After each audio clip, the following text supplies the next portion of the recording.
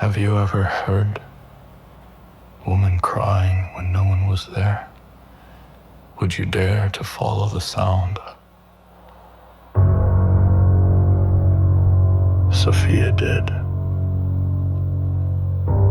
She was 19, studying abroad in Mexico. Her host family lived near a slow, dark river at the edge of town. The locals warned her never to walk by the water at night. They said the woman in white still wandered there. They said her voice could steal your soul. Sophia laughed at the story. But one night, she woke to a sound. A faint, broken sob drifting through her window.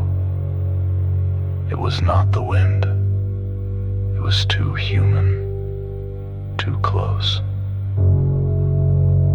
She pulled on her sweater and stepped outside. The air was damp, heavy with mist.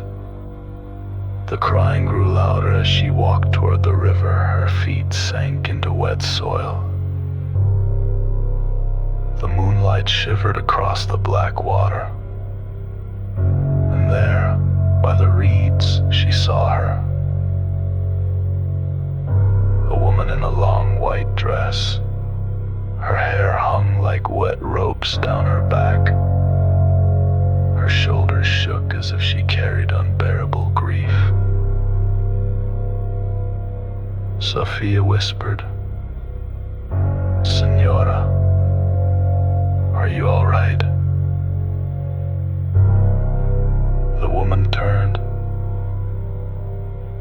Her face was pale, her eyes dark pools, her mouth open in a scream that sounded like 100 children crying at once. Sophia staggered back, her ears ringing. The woman raised her hands. They were dripping as if fresh from the river. "Mi hijas," she moaned. "My children." Her voice cracked, filled with endless sorrow.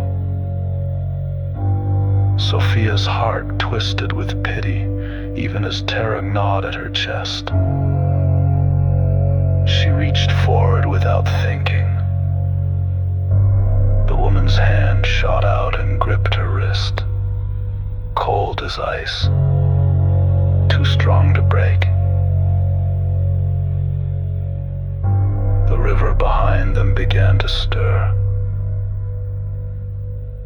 Waves rose, though no wind blew, and in the water Sophia saw faces, small, pale faces of children. Eyes open, mouths silent, floating just below the surface. Her scream caught in her throat.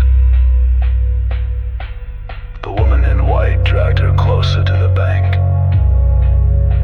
"Stay with me," she whispered. "You will help me find them." Sophia kicked and fought, but the pull was unstoppable. The river opened like a mouth, waiting. She fell forward into the freezing current.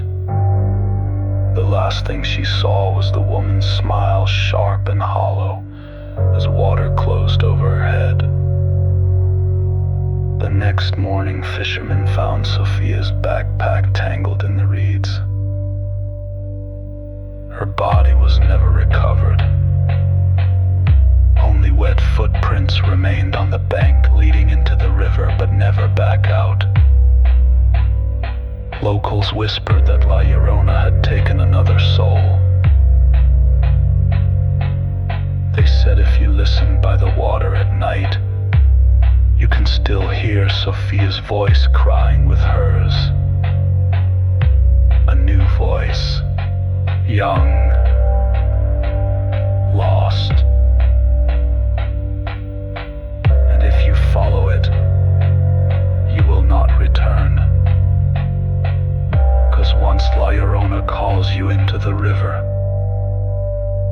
You belong to the current forever.